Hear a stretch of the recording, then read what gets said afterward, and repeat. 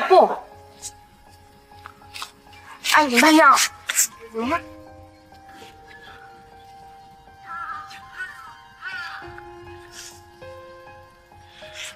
বড়পা মায়া মায়া কি হয়েছে মায়া? দেখুন মায়ার কিছু হয়ে গেলে আমি আমাকে ক্ষমা করতে পারবো না।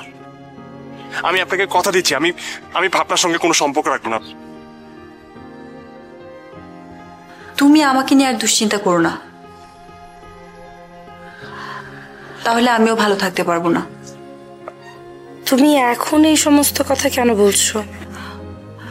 আমি তোমাকে শুধু এটাই বলবো যে তোমাকে অসুস্থ করে দিয়ে অনেকের সাথে আমি বন্ধুত্ব চাই না। আমি জাস্ট চাই যে তোমরা ভালো থাকো। আমি আসলে কেন যেন মাথাটা তখন হঠাৎ করে ঘুরে উঠলো, তো তাই অসুস্থ হয়ে পড়েছি। যেহেতু তোমরা আমার আর অনেকের বন্ধুত্বটা মানতে পারছো না, কাজে আমিও আর অনেকে মানতে পারছি না। দিব্যর জন্য আমি এতটুকু করতে পারবো। আবারও সেই নাম। কি হয়েছে মায়া? আমি না একটু একা থাকতে চাই। ভাবনা তুমি প্লিজ কিছু মনে করো না, ভুল বুঝো না। তুমি একটু অনেকের সাথে গল্প করো, আমি একটু রেস্ট নিলে সুস্থ হয়ে যাব প্লিজ।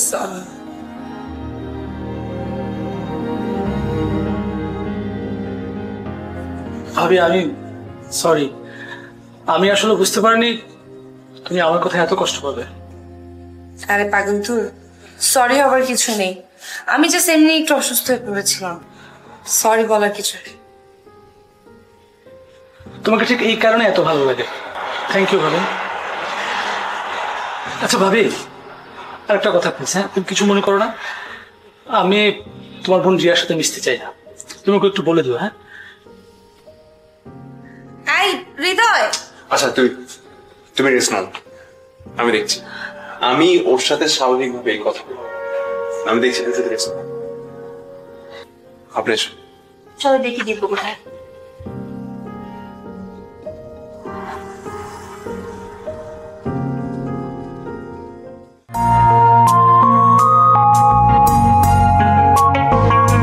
হয়ে মাটি ছুপ আকাশ সবারই একটাই লক্ষ্য, কেউ পায় কেউ হারায় কেউ অভিনয়ে দক্ষ। হয়ে মাটি ছুপ আকাশ সবারই একটাই লক্ষ্য, কেউ পায় কেউ হারায় কেউ অভিনয়ে দক্ষ। তোমার আমার একই আশা, আকাশ ছোঁয়া স্বপ্ন, আকাশ ছোঁয়া স্বপ্ন, আকাশ ছোঁয়া স্বপ্ন, আকাশ ছোঁয়া স্বপ্ন।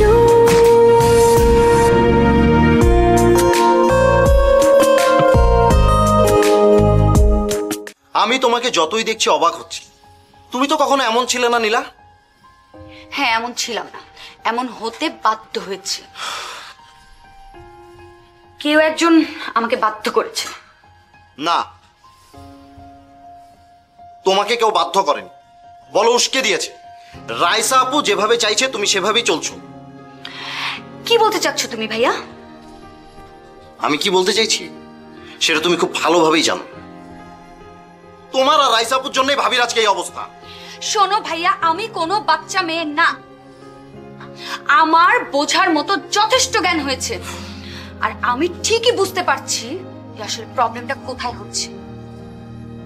তুমি কোনো কিছুই বোঝো না, তোমার ভালো মন্দ কোনো কিছুই তুমি বোঝো না। যদি বুঝতে তাহলে তুমি রিয়াকে আর হৃদয় ভাইয়াকে জড়িয়ে কথা বলতে না, বলতে না যে রিয়া হৃদয় ভাইয়ার জন্য পাগল হয়ে গেছে। আমি হৃদয়কে চাই, আমি হৃদয়কে চাই, আমি হৃদয়কে ভালোবাসি। আর আমাদের এই দুইজনের মাঝখানে ঠিক যে আসবে তাকে আমি সহ্য করতে পারবো না। আর রিয়া রিয়া সবকিছু জেনে বুঝে ও ইচ্ছে করে আমাদের দুইজনের মাঝখানে হাত বাড়িয়েছে। তুমি ভুল বুঝে রিয়াকে দোষারোপ করেছো, আর সেই মিথ্যা অপবাদ সহ্য করতে না পেরেই ভাবির আজকে এই অবস্থা। শোনো ভাইয়া, আমার যত প্রবলেম রিয়ার সাথে, ভাবির সাথে না। আর রিয়া যদি ভাবিকে পার্সোনালি কিছু বলে থাকে সেটা আমার দেখার বিষয় না। শোনো নীলা, তুমি কাউকে কোনো কিছু বলতে না পারো, কিন্তু ও তো ওর পার্সোনাল সমস্যাটা জানাতে পারে, তাই না? দেখো মিশু ভাইয়া, কারোর যদি কোনো হিতাহিত জ্ঞান না থাকে তাহলে সেটা আমি কি করব? আর আমি নিজের চোখে যে সত্যটা দেখেছি সেটাই মাত্র রিয়াকে বোঝানোর চেষ্টা করেছি। আর এত সব রিয়াক্ট শুধু সত্যটা বুঝিয়ে দেওয়ার জন্যই। দেখো নীলা, অনেক হয়েছে। যেটাকে তুমি সত্য বলছো সেটা কখনোই সত্য ছিল না। হৃদয়ের মতো ছেলের ব্যাপারে আমার কখনো কোনো আগ্রহ ছিল না, ইভেন এখনো নেই। তবে হ্যাঁ, এখন থেকে আমি ডিটারমাইন্ড, আমি হৃদয়কে বিয়ে করব, আর সেটার জন্য আমি প্রস্তুত, আর সেটা যেভাবেই হোক। বাহ রিয়া বাহ, দেখেছো ভাইয়া, দেখেছো কত সহজে আজকে মনের ভিতরে লুকিয়ে থাকা কথাটা বলে ফেল। এতদিন যে কথাগুলো মনের ভিতরে রেখে দিয়েছিল কত তাড়াতাড়ি সেগুলো উগড়ে দিল। শোনো, সবকিছু না সবার জন্য নয়, ঠিক তেমনই হৃদয়ও তোমার জন্য নয়। পারলে বিয়ে করে দেখা ওকে। আর একটা কথা, তোমার রাইসা আপু যেটা এতদিনে করতে পারেনি সেটা তোমাকে দিয়ে করাতে যাচ্ছি। পারলে তার মাথায় না কথাটা ঢুকিয়ে দিও। নীলা, হ্যাঁ নীলা, ওকে দেখে লাভ নেই মিশু, আর আমি সরি তোমাকে ভুল বোঝার জন্য। হৃদয় সত্যি খুব ভালো একটি ছেলে, যদি সম্ভব হয় ওকে সত্যি সত্যি ভালোবাস। না, তাড়াহুড়ো করে কোনো সিদ্ধান্ত নেবার দরকার নেই, আগেও হৃদয়কে বুঝুক তারপর। বাই দ্য ওয়ে, মায়াপুর জ্ঞান ফিরেছে। আর সেটা তো এতক্ষণ পরে বললি। চল। না না, এখন যাওয়ার দরকার নেই, মামুর সাথে একা একা কথা বলছে।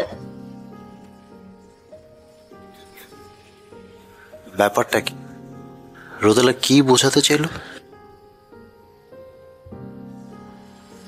আমার মনে হচ্ছে যে মায়া কখনো আমাদের সম্পর্কটা মেনে নেবে না। তোমার এরকম কেন মনে হচ্ছে আমি জানতে পারি? মায়ার কথা মতো দিব্যকে আমি নিয়ে আসলাম। মায়া দিব্যর সাথে কথা বলবে, কিন্তু তার আগে সে অসুস্থ হয়ে গেল। কেন অনিক? এইটা কেমন কথা ভাবনা? মায়া অসুস্থ হয়ে যাওয়ার সঙ্গে এসবের কি সম্পর্ক?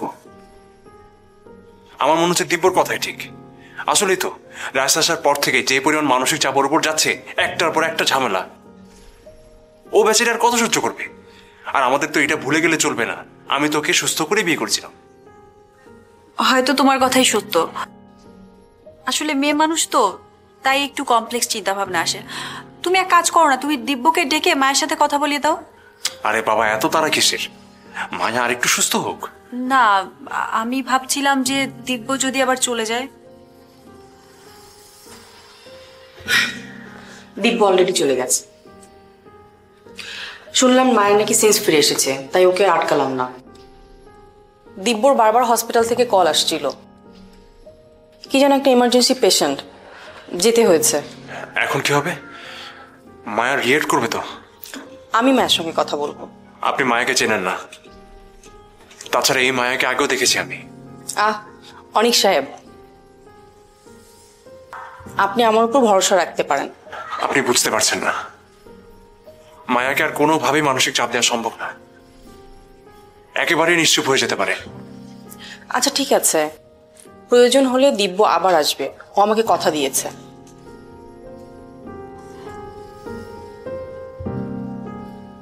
আমি কি একটু মায়ের সঙ্গে কথা বলতে পারবো? মম মায়াকে নিয়ে এভাবে কথা বলছে কেন? ওরা কি পূর্ব পরিচিত? অনিক সাহেব, আপনি পার্টি অ্যারেঞ্জমেন্ট করুন। মায়া পুরোপুরি সুস্থ না হওয়া পর্যন্ত কোনো ধরনের পার্টি করা আমার পক্ষে সম্ভব না। তাছাড়া একজনের সঙ্গে কথা না বলে আমি কোনো পার্টি করব না। আপনি কার সঙ্গে কথা বলতে চাইছেন? আমার ছোট ভাইয়ের সঙ্গে। আপনি একটু মায়ের কাছে বসুন, আমরা আসছি।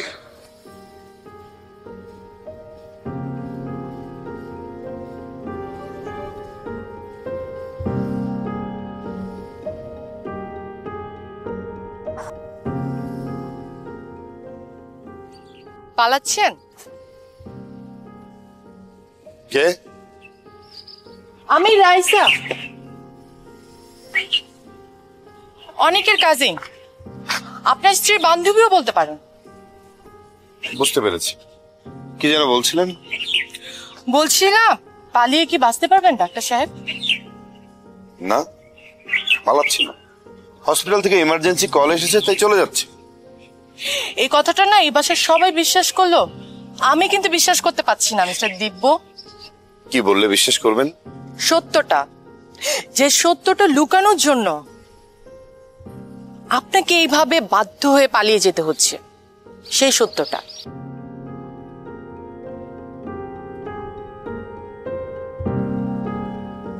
কি ভাবছেন? সত্যটা না বলে কোন মিথ্যেটা বলবেন? ভাবছিলাম আপনাকে সত্য কথা বললে আপনি বিশ্বাস করবেন কিনা। তবে আপনাকে দেখে মনে হচ্ছে আপনি কোনো কথা সহজে বিশ্বাস করতে পারেন না। দেখেই বলে ফেললেন যে আমি সহজে বিশ্বাস করা মানুষ না। গুড, আপনি পাস করেছেন। এবার বলে ফেলুন তো, দেখি বিশ্বাস করতে পারি কিনা। শুনুন রাইসা, আমি অনিক সাহেবের ওয়াইফের সাথে যতই কথা বলি না কেন, ভাবনা আর অনেকের সম্পর্ক কখনোই মেনে নেবে না। আর এই অজ্ঞান হয়ে যাওয়ার পেছনে এটাই কিন্তু কারণ।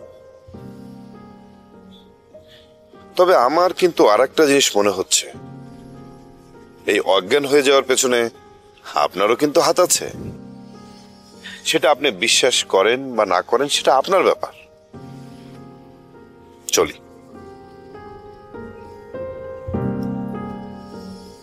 যতই গভীর জলের মাছ হন না কেন দিব্য হাসান, আমি আপনাদের এই আসল রহস্য খুঁজে বের করবই।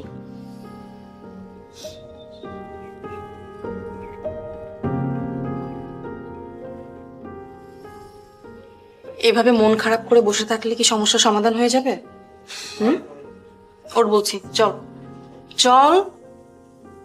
কি বলছি শুনতে পাচ্ছিস না?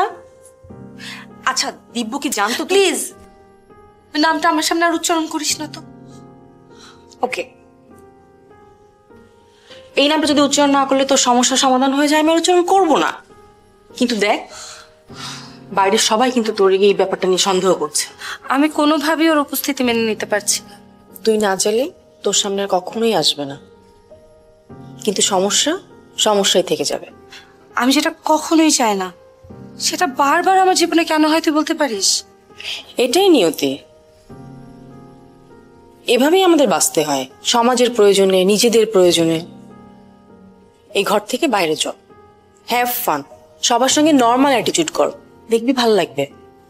লাগবে না, আমি আজকে কোনোভাবেই কারোর সামনে যাব না, বরং তুই চলে যা। একই ভুল তো আমি বারবার করতে পারবো না মায়া। এর আগের বারও তোর কথা মতো তোকে রেখে চলে গেলাম, পরে তো এসে শুনেছি তুই কি কি করেছিলি। এবার আর না। তা এখন আমাকে কি করতে বলিস? চল বাইরে চল, সবার সঙ্গে কথা বল, নর্মাল অ্যাটিটিউড কর, হই হুল্লো কর, হ্যাভ ফান, সব কিছু ঠিক হয়ে যাবে। ও কি জানতো আমি অনিকের ওয়াইফ? জানতো, আর সেই জন্যই তোর সামনে আসতে চাইনি। আমি আর ভাবনা ওকে ভুল বুঝিয়ে মিথ্যা বলে এখানে নিয়ে এসেছে। কেন জানিস? তোর সুখের জন্য। তা না হয় বুঝলাম, আমার কান পর্যন্ত তো এই নিউজটা দেওয়া যেত যে ও ভাবনার হাজবেন্ড। ও সেটা করেনি, করলে আজকে এই পরিস্থিতিতে আমাদের পড়তে হতো না। দেখ, ও হয়তো চেষ্টা করেছে কিন্তু সেটা পারেনি। অসম্ভব, ও চেষ্টা করেনি, ও এতটুকু চেষ্টাও করেনি। ও তো ওকে দিয়ে বলাতে পারতো, সেটা তো করেনি। আর এটাই সত্য মামু, এটাই দেব।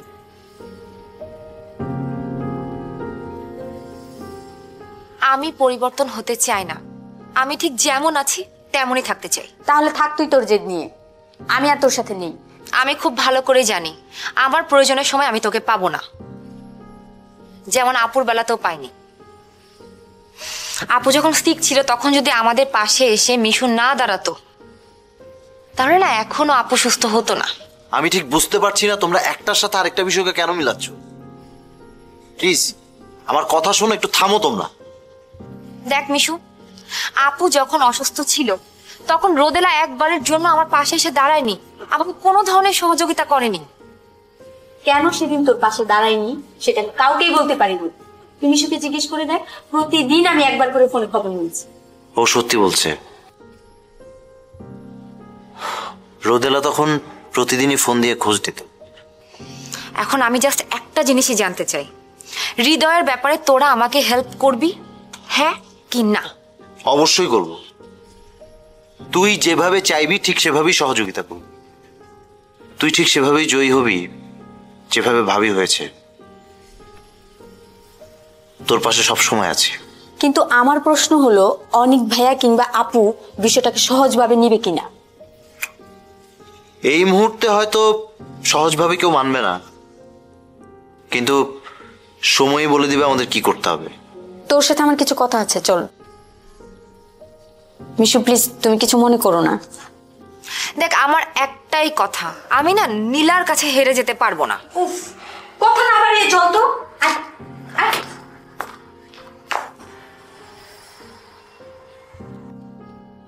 কি এমন কথা যা আমার সামনে বলা যাচ্ছে না? বারবার আমাকে এড়িয়ে যাচ্ছে। আমার কিছুই ভালো লাগছে না নীলা, এখানে কেউ আমাকে মেনে নিতে পারছে না। জানো হৃদয়, তোমার এই বিষয়টার জন্য বারবার আমার সবার সামনে অপমান হতে হচ্ছে। ভাবছি এদের সাথে থাকবো না, চলে যাব। চলে যাবে মানে কোথায় যাবে? যেখান থেকে এসেছিলাম, কানাডায়। আর কানাডায় তুমি এখন হঠাৎ করে যে কি করবে? আর তাছাড়া তুমি যদি কানাডায় যাও তাহলে আমাকেও সাথে করে নিয়ে যাবে। তুমি আমার সাথে কানাডা কেন যাবে? তোমার আবার কি হয়েছে? হৃদয়, হৃদয়, একটা প্রশ্ন করলে ঠিকঠাক উত্তর দিবি? বলো, কি জানতে চাও? মায়ের সঙ্গে তোর কি হয়েছে? সেটা তুমি ভাবিকে জিজ্ঞেস করলে পারো। আমি তোকে জিজ্ঞেস করেছি, তুই আমাকে বল। ভাবি যেটা চাইছে সেটা কখনোই সম্ভব না। মায়া কি চাইছে তোর কাছ থেকে? রিয়ার সাথে আমার ভালো সম্পর্ক। এতে প্রবলেম কি? এই সামান্য একটা বিষয় নিয়ে এত কিছু হয়ে যাচ্ছে। দেখো ভাইয়া, এটা একটা সামান্য বিষয় নয়। বিষয়টাকে তুমি যত সহজভাবে দেখছো এত সহজ নয়। আর তাছাড়া রিয়ার সাথে তোমার একটা সম্পর্ক আছেই, সে তোমার শালিকা। হ্যাঁ, she is my sister in law. তাতে প্রবলেমটা কোথায় আমাকে একটু বল। প্রবলেম একটাই, ভাবির উদ্দেশ্য। আমি কোনোদিন ভাবির পরিকল্পনা সফল হতে দেব না। আমি কারো হাতের খেলনা হয়ে থাকতে পারবো না। আমি তো তোর কথার মাথা মুন্ডু কিছুই বুঝতে পারছি না। বুঝতে পারছো না নাকি বুঝতে চাচ্ছ না? হাজার হোক, সে তো তোমার ওয়াইফ।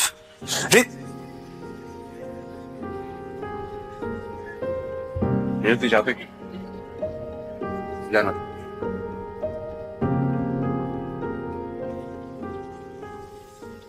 এখন আমাকে বল, মায়া কি তোকে রিয়ার সঙ্গে প্রেম করতে বলেছে? বিয়ে করতে বলেছে ওকে? দেখো ভাইয়া, সবকিছু খুলে বলতে হয় না, অনেক কিছু বোঝা যায়। এটা তো রাইসার কাজ, বুঝতে পেরেছে। অন্য কেউ নিশ্চয়ই তোকে এসব ব্যাপারে উল্টাপাল্টা বুঝিয়েছে। শোন, আমি সবকিছু শুনবো, তুই আমাকে সবকিছু খুলে বল।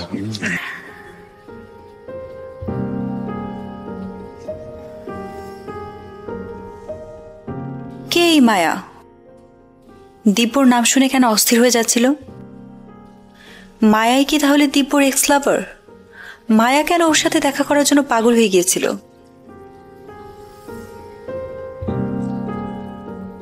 মম নিশ্চয়ই সব জানে। আমি তো এমন ভাবনাকেই খুঁজছি, পেয়েও গেলাম।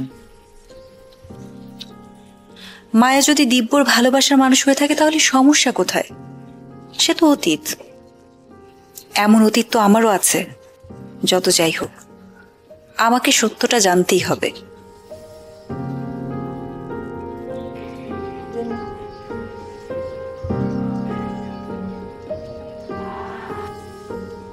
ভাবনা,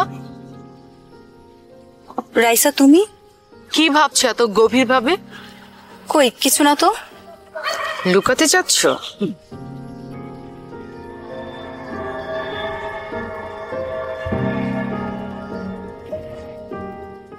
তার মানে তোর কথা হচ্ছে আমি একটা চিটারকে মেনে নেব?